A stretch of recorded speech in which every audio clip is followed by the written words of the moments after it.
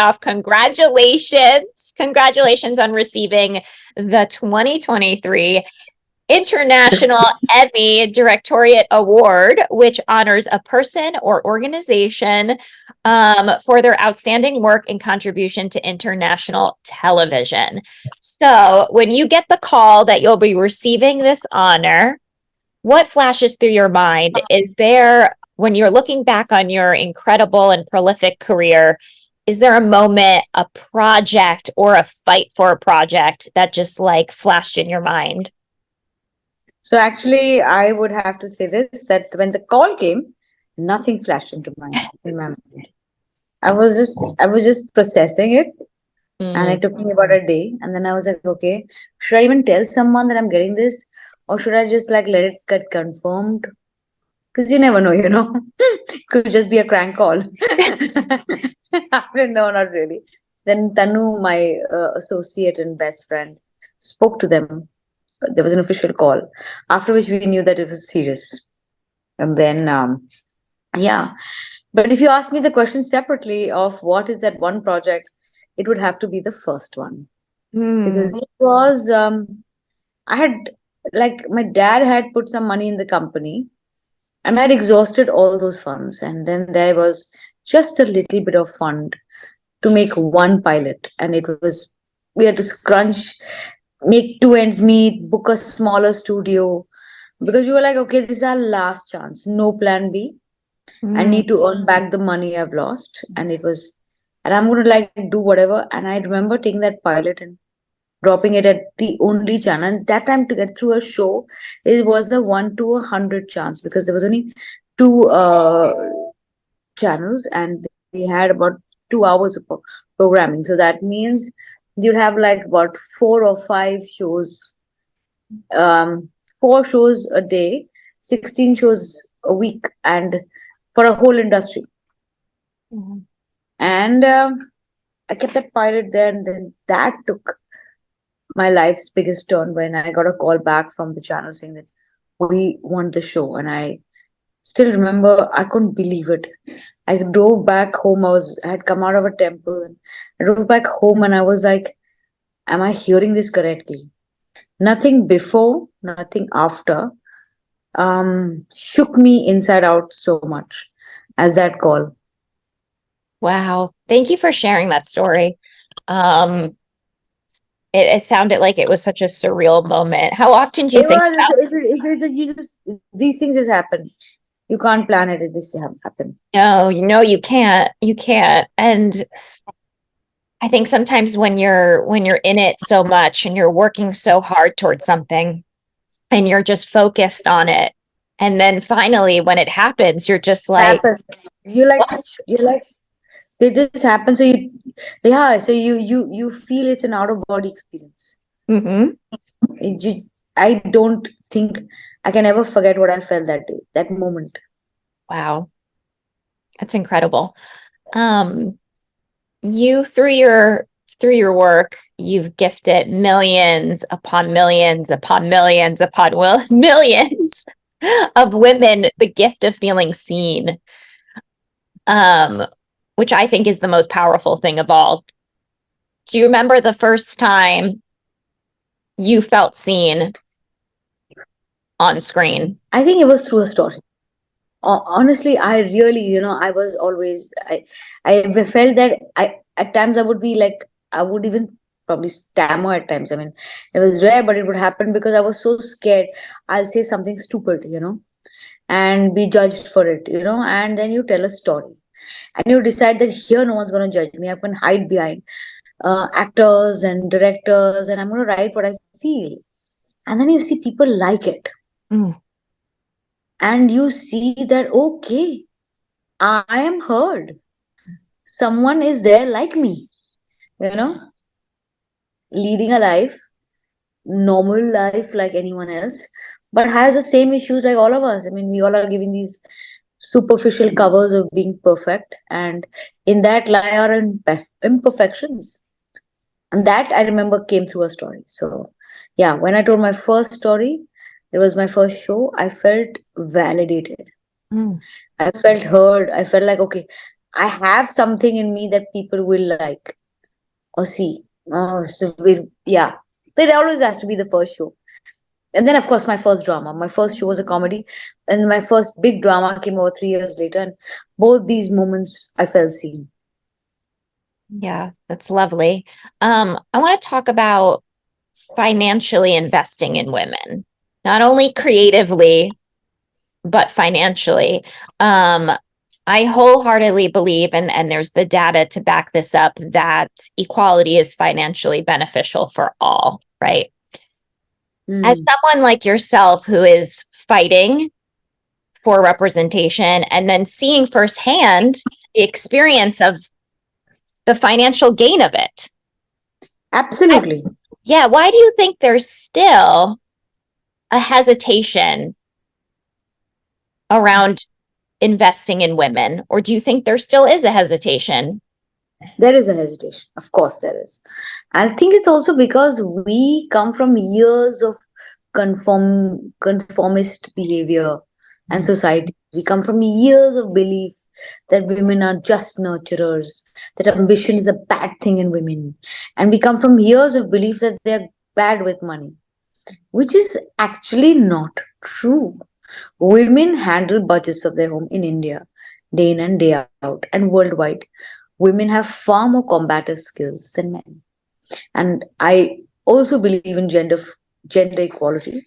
And I think that a great amount of men have a great amount of qualities, but this is intrinsically and inherently women. We just taught to combat a lot of psychological pressures, a lot of um uh, preconceived notions, and so we learn that combative skill.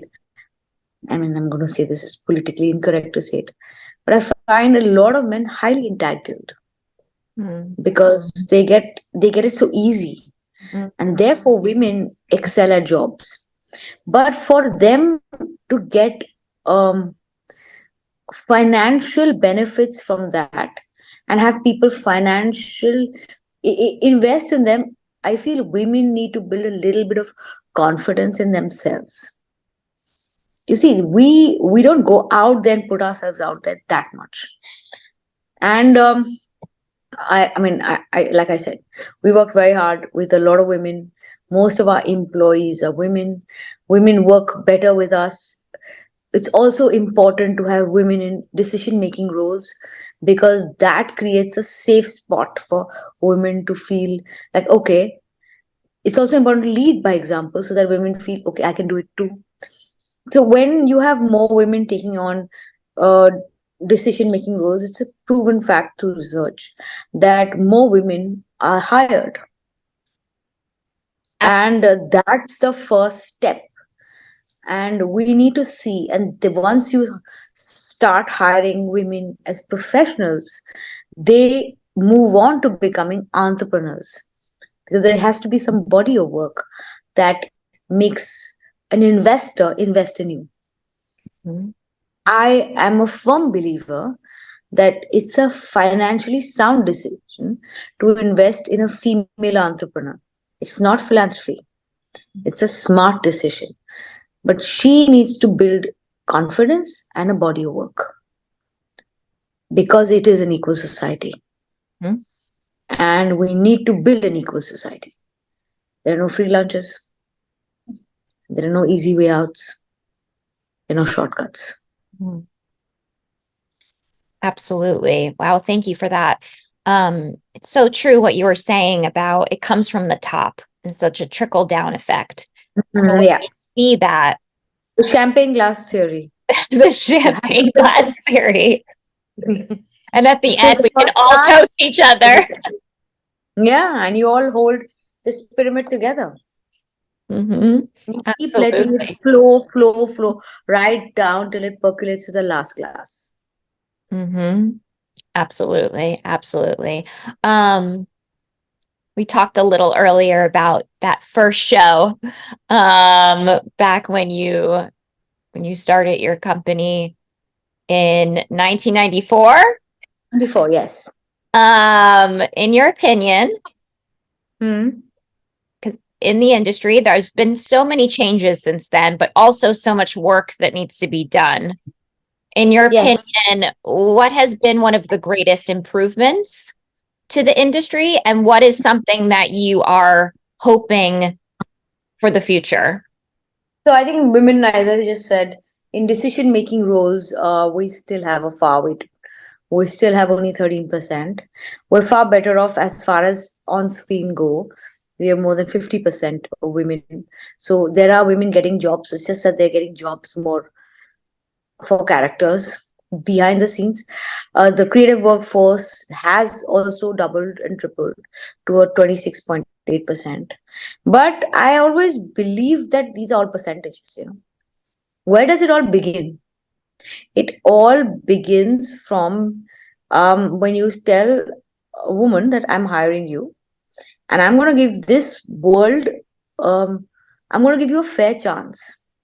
And a fair chance means to set up equal opportunities at work and a little more, maybe keeping in mind the socio um, the socio-economic structure of how women operate. They usually are the second earning income base in a family.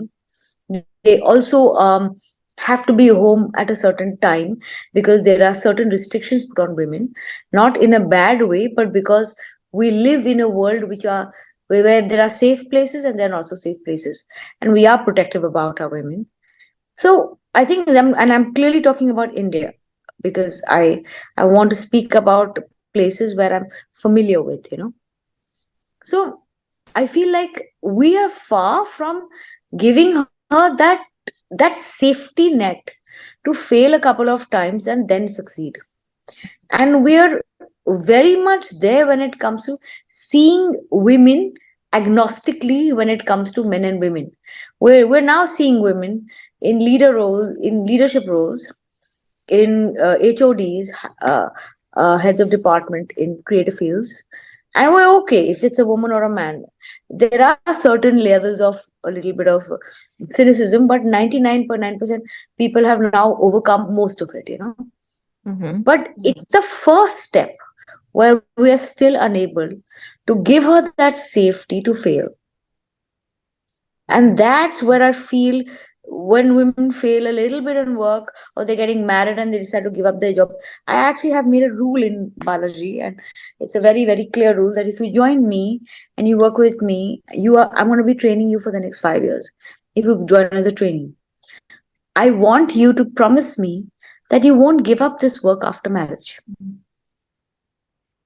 Because I don't want to train a young person, man or woman, who decides that all this is worth nothing, because marriage is a part of your life. It cannot consume your work time or anything else. And you won't believe it, there's still 45% of them who fall off the wagon. Wow. They just don't continue. They're like, no, we want to have fun. We'll take on job later. Now, you've not taken your own life seriously. You have not thought of yourself as being independent, and then later on you realize that, oh, I lost the best years of my life because I was imagining this. I was buying into this conformist idea that I have to give up everything to make this marriage work, or to make this home work. And it's not a two-way street, it's just me doing it. Once you give up that idea, you say, okay, fine, I'm at the beginning of my career. So I feel on a lot of the women who've put in the work, people are taking them seriously. But first, we need to actually make women believe that you need to put in the work. You need to believe in yourself. And this, I'm just talking from pure experience. Absolutely. I mean, as you mentioned, you're talking to the experience in India as that's your experience, but just Yeah. hearing you speak, it really resonated with me, as in there's this false idea that there's not space for it all, that you can have a Yeah, healthy and and loving. yeah, that's the problem. That I need to be a type that I have to be at home to be loving and nurturing. That I can't balance both, and that's where I have to, as a woman, change my thought process to then take myself forward to get and buy into those opportunities. Yes, it's so true. And I think too, as women, we feel, and this is a societal issue and it's systemic, that we feel like we must be perfect in everything that we do. Absolutely, absolutely. Therefore, there's this fear that if we do multiple things, if we are multiple things, we won't be able to be perfect at all of it. And then we prioritize that what we feel will make us have a wholesome life, which is just having a perfect marriage. Exactly. And like I said, every sphere of your life will fill one void of yours or make you fuller, more wholesome. And nothing should be given up for anything else. Well, I think it's so wonderful and inspiring that you invest in the women that you, yeah, at your company, not only, financially, but personally. You're guiding them. You're saying, listen, you can have it all if you stay with me, if you allow me to No, show I you don't that even there's a care if you path. stay with me. If you leave and take another job because you feel that's where you want to go, that's your calling, great. Mm, But don't sit at home. You've taken someone else's chair, someone mhm. else would have learned, and you've just said, okay, no, this is not worth it. And it's just like pointless. Yeah, absolutely. Absolutely. Um, What's next for you? I know you have so much in the pipeline. You're What is that? working on so much, but what is it? What has you up at night right now? What are you ruminating on? What's going on I'm in the actually doing brain? a show on a channel in India. It's called Prachand Ashok. It's on the King Ashoka, who started off as a really cruel man and walked into the path of spirituality and became Ashoka the Great. So, from being an angst-ridden young teenager, he Wow. became the man who became the reason India. I mean, he spread Buddhism and Jainism all over the world. He became the paragon of virtues, and it's that transition that I'm trying to cover today, because it's only when you achieve everything and you've given up a lot of things that you realize that was it worth it all. His journey actually as a king is what I want to make, and that's what I'm going to start in Jan on one of the popular channels in India, and that's what I'm keeping me awake at night. I love that. Well, this was such a pleasure. Thank you so much for your time today. Thank you so much. It was so lovely talking to you. Oh my gosh, you're so inspiring, and yeah, you've given me so much to think about and to ruminate on, and I thank you so much. Thank you, thank you. Thank you so much. Thank you so much. And congratulations on the award. Thank you. Thank you. I'm still like processing it. Thank you so much. Yes, please take it all in.